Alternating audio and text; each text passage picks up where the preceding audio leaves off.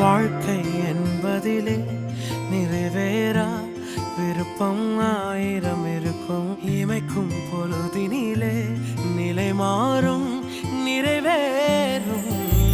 ராஜாவின் மடியில் விளையாடும் அழகு செல்ல பிள்ளை எல்லாம் சரியாகும். விளையாடு மகிழ்வோடு. காத்திருந்த நேரம் மாறி பூக்கும் நேரம் வரும்.